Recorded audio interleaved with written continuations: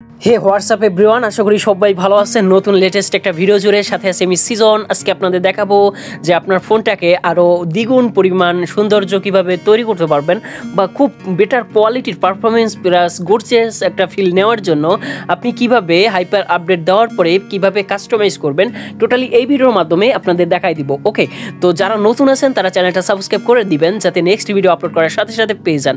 তো দেখেন আপনারা কীভাবে এই অ্যাপগুলো কাস্টমাইজ করতে পারবেন, একদম স্পেশালি খুব সুন্দরভাবে দেখাই দিব। তো আপনারা প্রথমে চলে আসবেন থিমস স্টোরে। ওকে, থিমস স্টোরে চলে আসবেন।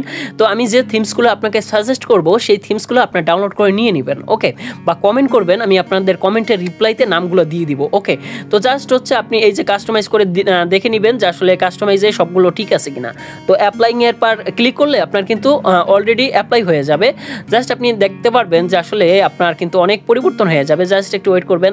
দেখেন এটা কিন্তু হচ্ছে ডাইনামিক আইসল্যান্ডের মতো হয়ে গেছে। তো ভিউয়ার্স, এখন আপনি কিভাবে কাস্টমাইজ করবেন এর জন্য আপনাকে চলে আসতে হবে হচ্ছে দেখেন থিমসে, বা কাস্টমাইজ থিমসে চলে আসতে হবে। এরপর হচ্ছে বুট হচ্ছে অ্যানিমেশনে ক্লিক করবেন, তারপর Xiaomi HyperOS এইটা অ্যাপ্লাই করে দিবেন। তো অ্যাপ্লাই করলে আপনার কিন্তু যে স্টেট বার বা নোটিফিকেশন প্যানেলটা কিন্তু অনেক পরিবর্তন হয়ে যাবে। দেখেন আমার কিন্তু নোটিফিকেশন প্যানেল বা স্টেট বার বলে সেটাকে, তো অনেক কিন্তু পরিবর্তন হয়ে গেছে, বা আপনার ফোনের লুকটাকে কিন্তু আরও অনেক গুণ বাড়াই দিছি কিন্তু।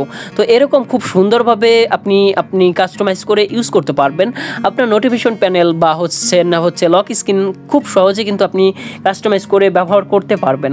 তো অবশ্যই থিমসটা কিন্তু ডাউনলোড করে নেবেন। তো এরপরে যদি আপনি দেখেন, আপনি যদি লক স্ক্রিন পরিবর্তন করেন বা হচ্ছে অডিও যদি পরিবর্তন করেন, তাহলে খুব সুন্দরভাবে কিন্তু লক স্ক্রিন বা আইকন কিন্তু পরিবর্তন করতে পারবেন। তো যদি আইকনে আমি একটা সিলেক্ট করি যেগুলো হচ্ছে আপনার ডাউনলোড করা, তো জাস্ট হচ্ছে আপনি অ্যাপ্লাইয়ের পর ক্লিক করলে আপনার কিন্তু অ্যাপ্লাই হয়ে যাবে। জাস্ট একটু ওয়েট করবেন, দেন আপনার আইকন কিন্তু পরিবর্তন হয়ে যাবে। ওকে, দেখেন আমার কিন্তু আইকন অনেক পরিবর্তন হয়ে গেছে।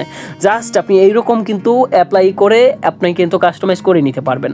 জাস্ট হচ্ছে আপনি থিমস স্টোর বা কাস্টমাইজ থিমসে ক্লিক করলে আপনি ওখান থেকে যেটা ভালো লাগবে সেটা আপনি কাস্টমাইজ থিমস বা নোটিফিকেশন প্যানেল বা লক স্ক্রিন প্যানেল খুব সহজেই কিন্তু আপনি পরিবর্তন করতে পারবেন। ওকে, তো যারা নতুন আছেন তারা চ্যানেলটা সাবস্ক্রাইব করে দিবেন।